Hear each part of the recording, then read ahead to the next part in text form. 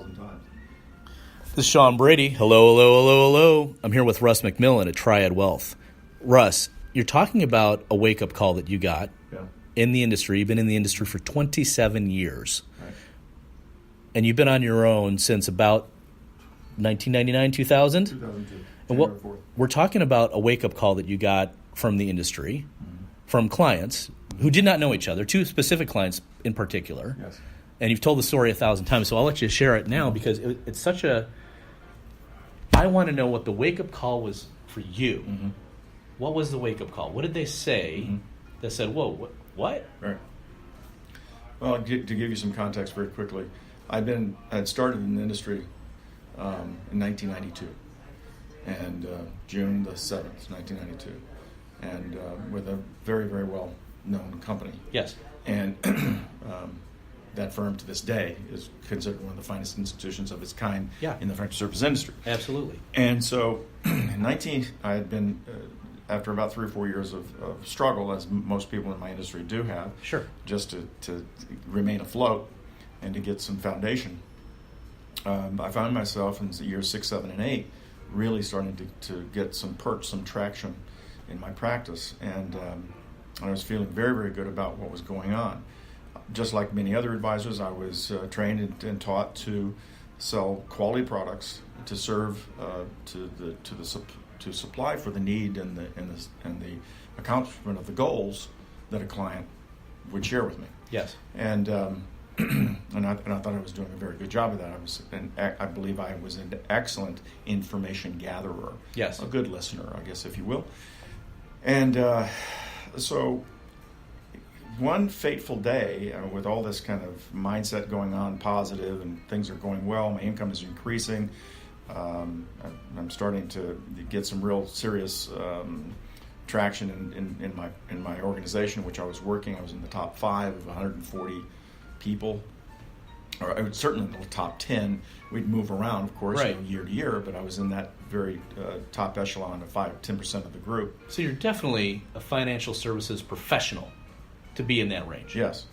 But these clients, so let's get to the chase. You had these 2 clients call. This is what I'm really interested in, and I know these people are too. Yeah. And this is going around the world, and some of these people may never be your client, or you may never talk with them. But 2 separate clients gave you a call in 1999. What did they say? Well, the first one said, Russ, first of all, I want you to understand, these are telephone calls. I was not in the same room with them. And you described them earlier as real, I described them as really set up to be the millionaire next door. They might not be a millionaire now, but they were saving a good chunk of their income like you're supposed to. They did not live beyond their means. Correct. They had good incomes. Yes. And all of a sudden they gave you this call. They kind of gave you a gut check. Right. And love their families, love their wives. They were just starting brand new families. Yes. So here, the first gentleman said to me, he said, Russ, first of all, we want you to know that we really trust you. We have grown to like you, and we feel that everything you share with us is for us. Yes. It's the truth, and we can, and you disclose all the things that are either both pro and con. But here's the deal. We feel like, Amy and I feel like, this is the gentleman talking about his wife, he said, do you have a junk drawer in your kitchen? And I said, yes. Is it anything in that drawer seem to relate to anything else in that drawer? I said, like, what do you mean? Well, like there's a ruler in there, maybe a pair of scissors, maybe there's a couple of pens, a flashlight that doesn't work, paper clips, et cetera, et cetera. I said, yeah. He said, but it's just kind of a junk drawer, right? Yeah. Yes, I do have one. Well, we kind of feel like, and again, don't take this wrong, we kind of feel like we have a junk drawer of financial stuff, and we don't know how it works all together. Is there a way to confirm that what we're doing as it relates to coordinating our financial decisions, do we know that we're getting the biggest bang for our buck, the most value for what we're doing? How do we know that? Yeah. I was taken back. I didn't know how to answer the question. I didn't know where this was coming from. I didn't know if they had been put up to ask the question.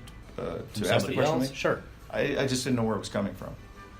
And I immediately thought back to the fact that this is a quality individual who's very intelligent, on a very fast track in his industry, doing well, good money, very little debt, no max mortgage or anything along those lines. And this guy's asking me this question. Yes.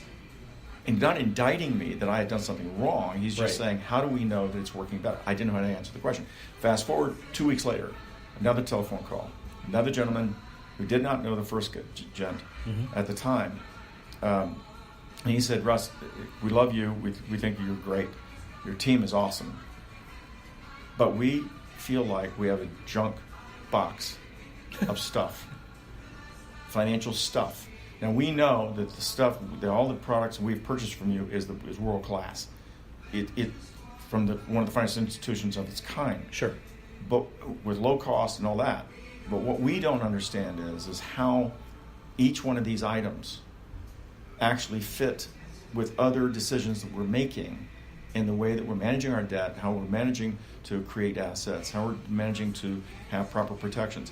How do we know that this is working really truly to our favor?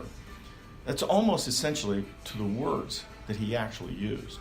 Again, Two separate individuals, almost separate identical with the same words and questions. And using essentially the same metaphor, junk box, junk drawer. Yeah. And so again, I had to, because I was not in the same room with the individual, it was a telephone call, I had to kind of figuratively pat him on the back and say, you're doing a great job.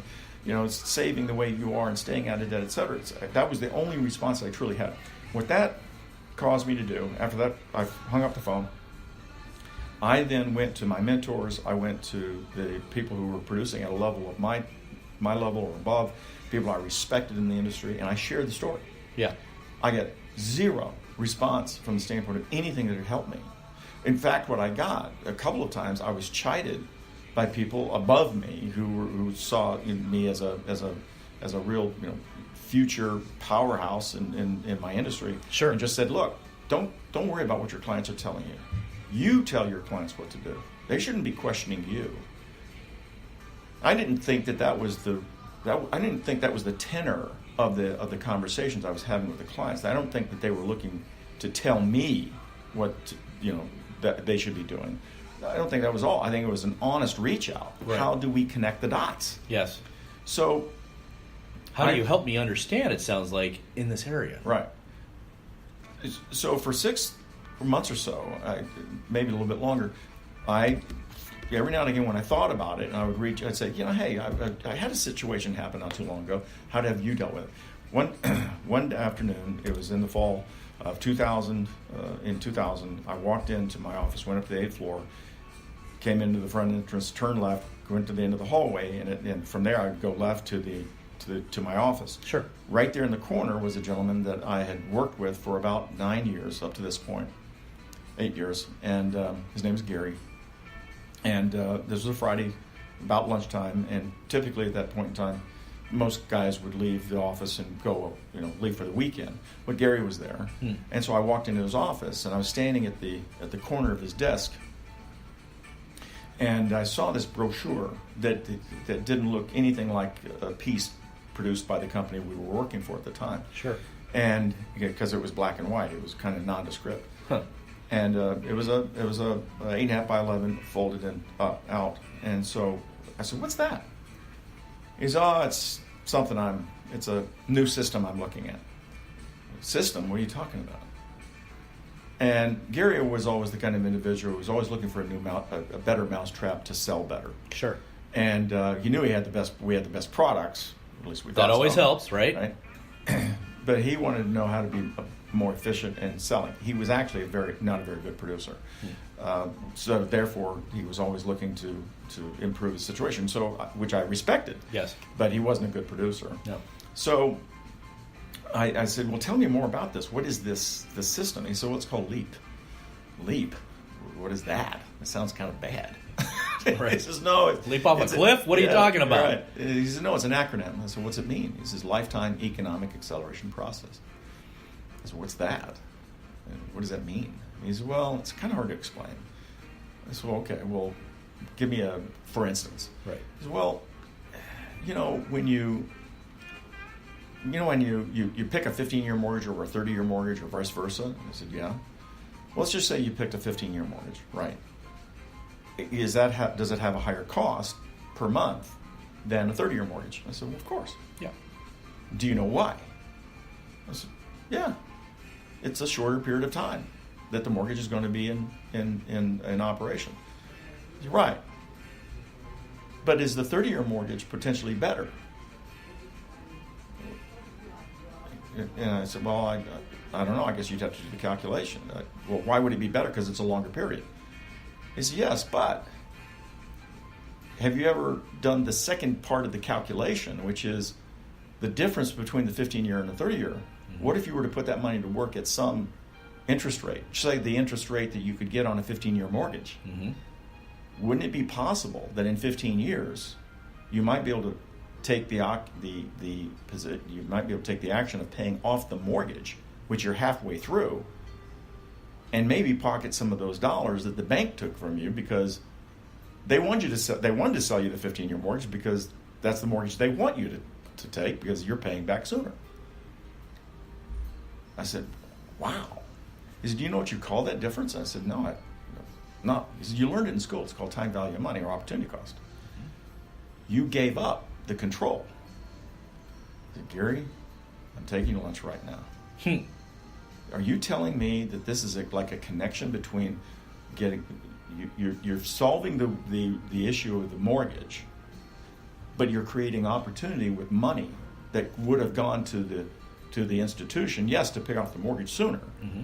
but maybe I can utilize that money more efficiently in other ways so that I can sort of, if you will, connect more of my financial dots. He said, exactly.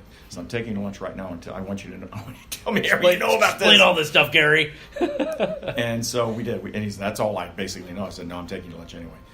That was the beginning of me beginning to understand that there are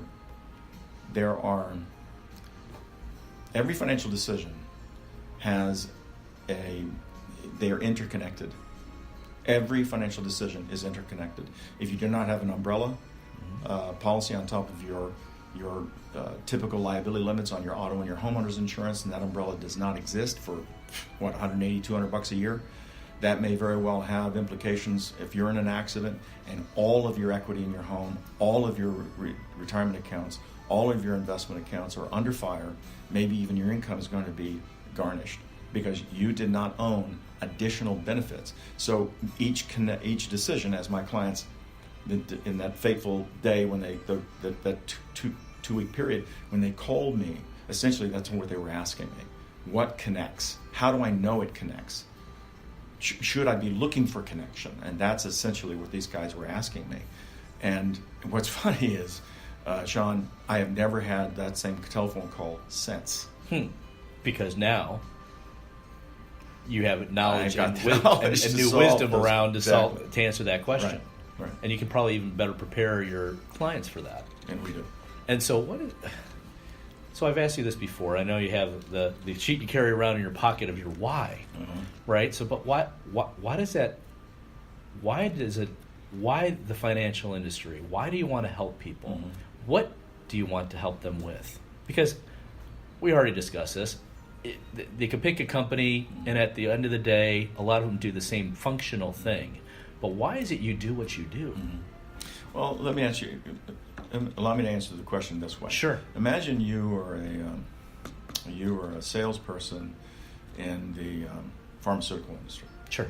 And let's just say that, and you're making good money, and you think you're working with an industry that is highly ethical and wouldn't hurt anyone. Right. But what if you found out that 5 out of every 10 individuals were somehow being harmed by the very products that you're selling? What would That's a lot. That's 50%. That's a lot. It's a lot. But what if it was 8 out of 10?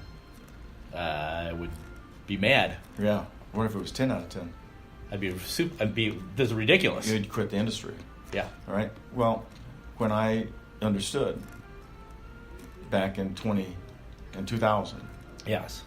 When I started to see that my industry had a completely different set of intentions and determinations as to how they want to operate in the industry, in the world, to create profit for themselves and not necessarily educate the client to a better utilization and means of their money so that they control more of their money. I was appalled to see that I was actually a part of something that was harming people versus helping them. Yes. Now that doesn't mean that if someone puts money into a 401k or this mutual fund or that mutual fund or that they're somehow not being helped. Right. Obviously they are. Yes.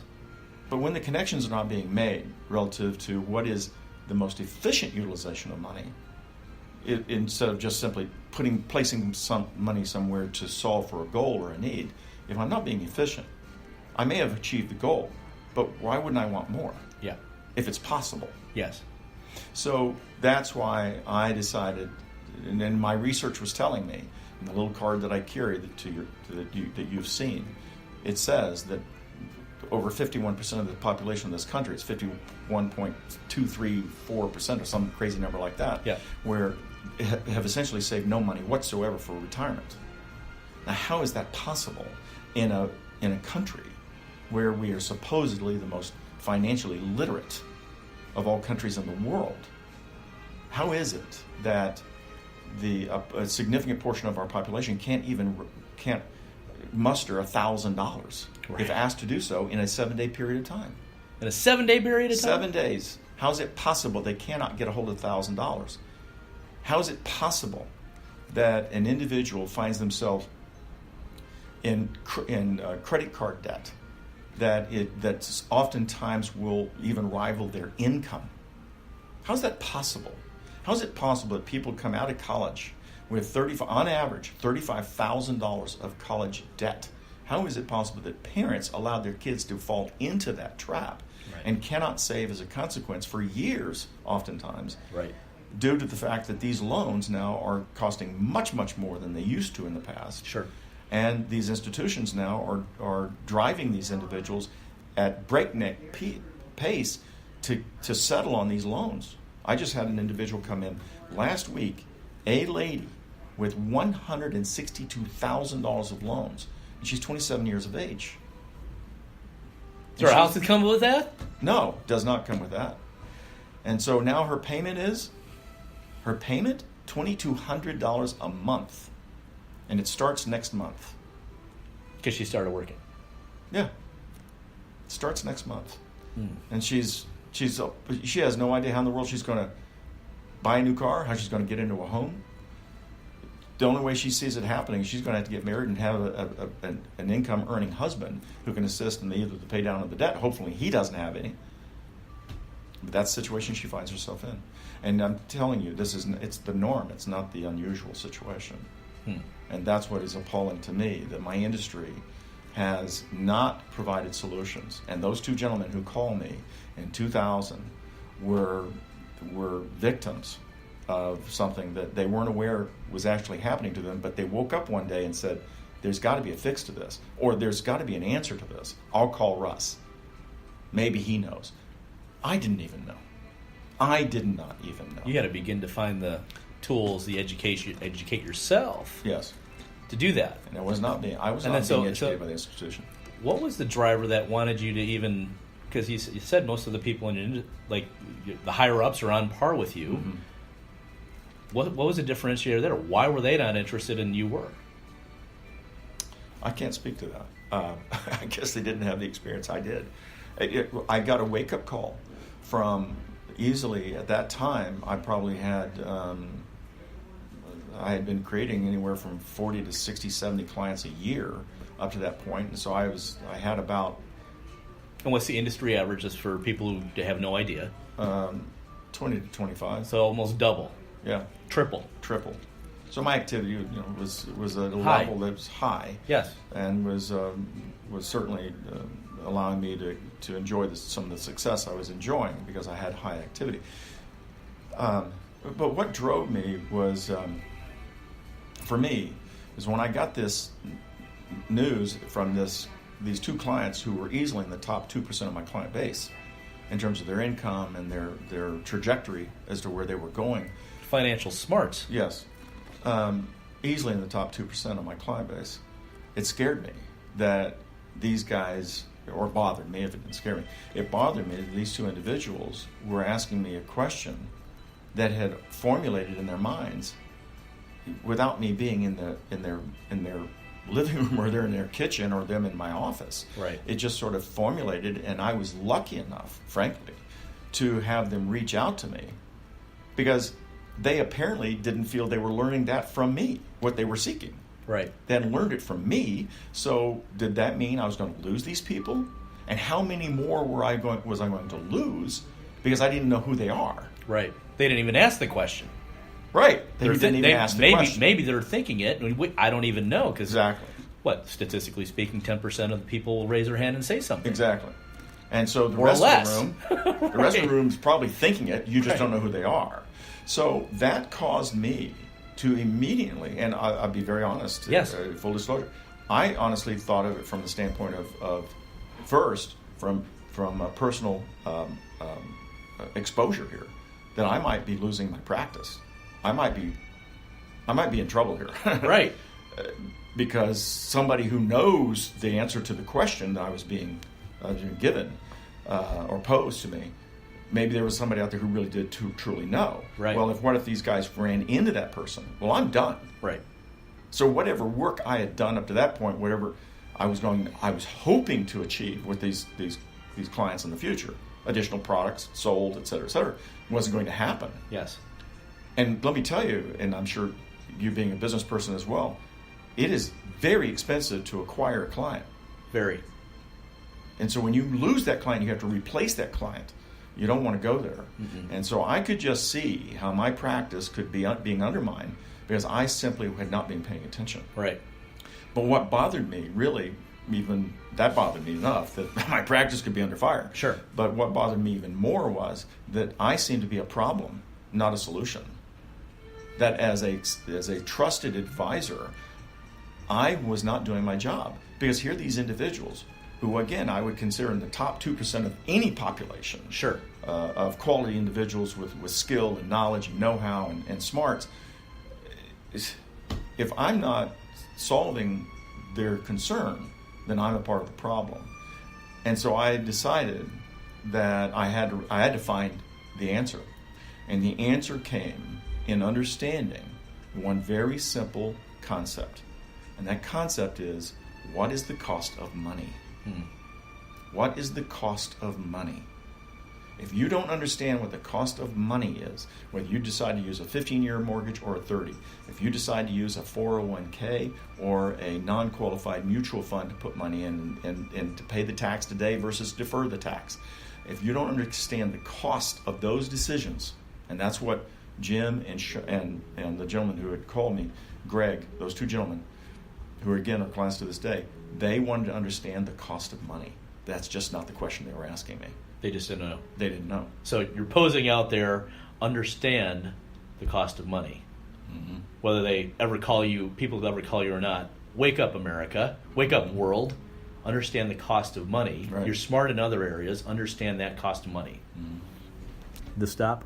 No, we're still going. Good. So that's my story. That's an awesome story. I've shared that story at least 1,000 times. I can't tell you. Right? Yeah. But it shapes your whole why. Yeah. Why you eventually went off on your own and left that larger company to form your own entity and completely switch broker dealers, which financial professionals understand. But at the end of the day, you knew you had to do things right by people in your own way. Mm-hmm. And this new financial education that you found through Gary's help, mm-hmm. right, is something that you still use to this day. And that's really the biggest differentiator. Yeah, well, we've continued to refine it significantly. Absolutely. Because the system that I was learning under through Mr. Castellone has morphed into a program today called the Living Balance Sheet. And the Living Balance Sheet was created by a gentleman who had studied underneath Bob Castellone, and his name is Bob Ball. Bob came up with a concept and idea that the balance sheet itself is a means to tell a person, assets minus liabilities, mm-hmm. how well they're doing as it relates to a number. Sure. So if my liabilities are $100,000 and my assets are $200,000, the difference between the two numbers is my net worth, which is $100,000. Correct. But that doesn't tell me how efficient I am. Correct. I can be doing 100 miles an hour in my vehicle, and it could be just purring along perfectly. It's just running like a top, right? Nothing wrong with it whatsoever. Right. No vibrations. It's just smooth as silk. But that doesn't mean I'm moving in the right direction. Right.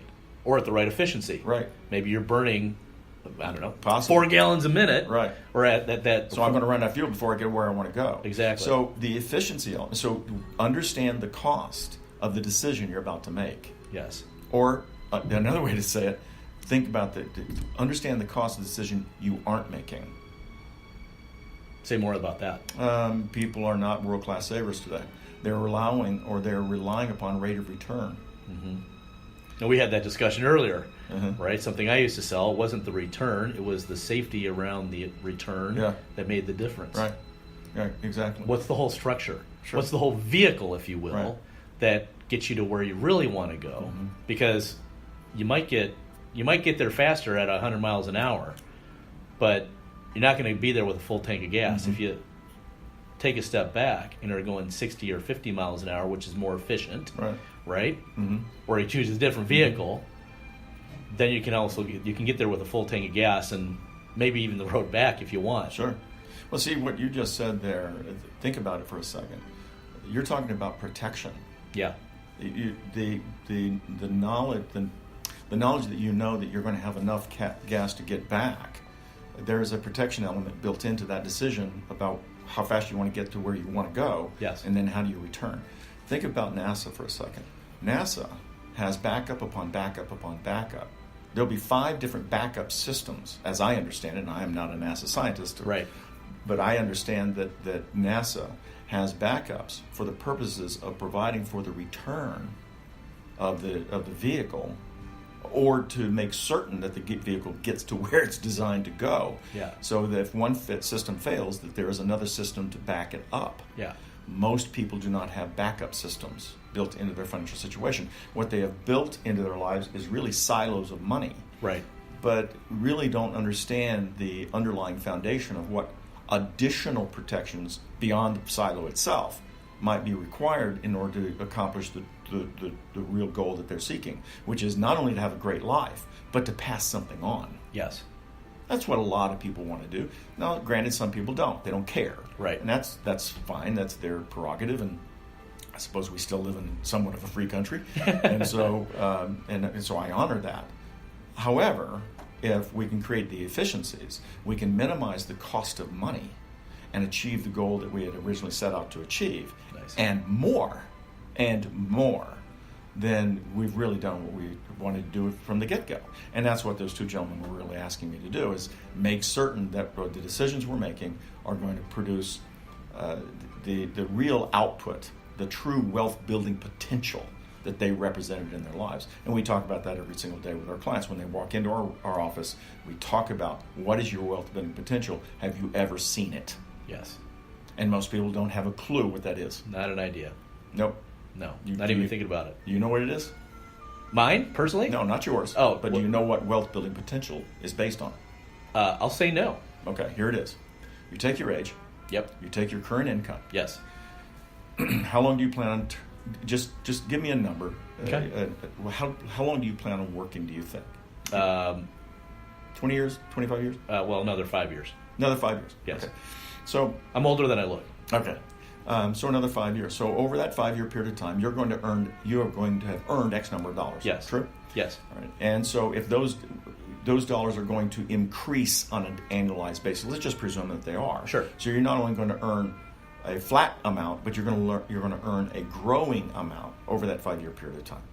Agreed? Sure. Okay. And if you could have invested every single one of those dollars, not spent a dime on anything, a mortgage, gas for your car, cable, internet, you could all of it. In all of it, Right. 100% of it. Yeah. Then your wealth building potential for the next 16 months would have been the sum total of all your income increasing at an interest rate, at an interest rate appreciation and growth on all of those dollars, had you not had to have spent it on anything. Yes. So your true wealth building potential for the next 16 months would be in the millions of dollars, more than likely. Yes. But that's not the case, is it? We have costs, we have debt, we have lifestyle expenses, Right. we have taxes, Right. we have the cost of living, Right. we have life events that we don't expect. Correct. We have circumstances that come about as a consequence of a maltreatment of money. We shouldn't have done it, but we did. Right. We made a choice we shouldn't have made, but we didn't know any better. Because our buddy said, hey, trust me, if you lose any money, I'll pay you back. Well, he lost it too, and there's no payback. Sorry, I can't help you out. Exactly. So what was the cost of money there? It was 100%. Right. So the wealth building potential of an individual oftentimes is not known because they don't even know how to make the calculation, yet it's right in front of them. Right. It's their age plus their income plus what that income would have grown at, plus what that money could have been put to work to do. And then once we calculate that number, for the general public at large, at least for my client base, we're talking about anywhere from 20 to 35 years of work. And it literally is oftentimes in the tens of millions of dollars. In the tens of millions. You take a 35-year-old gal making $150,000 a year, and they're anticipating working, say, 25 to 30 years. Sure. You're talking about a net worth at the bottom line somewhere between $8 and $10 million just on earnings if that money could have been put to work. If it was put to work. If it would have been the mighty big if. Exactly. Right. But once you take debt, once you take taxes, once you take lifestyle expense away, then what you're left with is whatever they're willing to save. And most people today who walk in my office are saving between 4 to 6% of their income. That is it. And they're hoping for a rate of return of this theoretical 10, 12, 11, 13% mutual fund somewhere out there. Somebody said it somewhere on the internet. Somebody said it. And they're talking about averages, and averages do not work in finance. Right. Averages do not work in finance. I can prove it.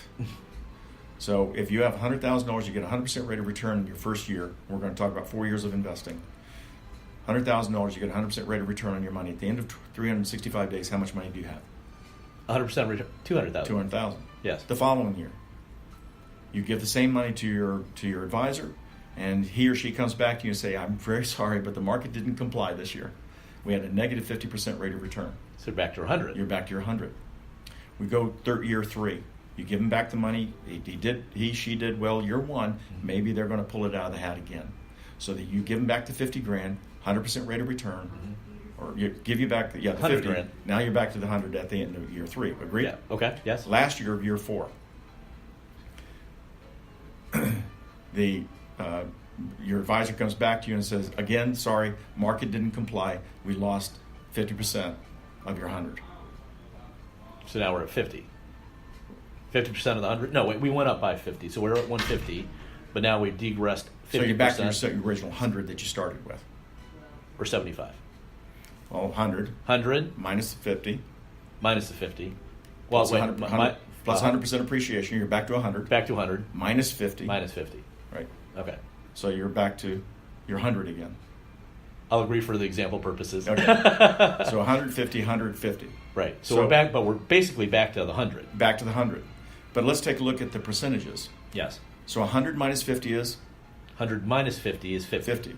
Plus 100 is? 150. Minus 50 is? 100. Divide by 4 years of investment. 25,000.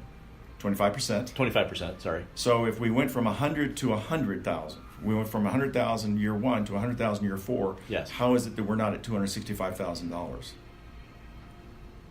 If it's a 25% rate of return on average per year. Right. Averages don't work. They never have worked. Okay, I see what you're saying. Okay. Sorry if I misled you there on maybe some of the numbers I wouldn't. No, not John. Not that John, my John. I will... you know John Rillo? I think he wrote the book Giftology. Yes, I do. Yeah, he's been around through Medici, and we have his book and a gift on our mantle. So, thank you. Absolutely. Thank you for this education and sharing. You've Absolutely. given me some excellent thoughts here. And it's all about your why. Yeah. And that's what people really want to know. So thank you for this. And if we don't see you guys in person out there, we'll see you on social media. Thanks for listening.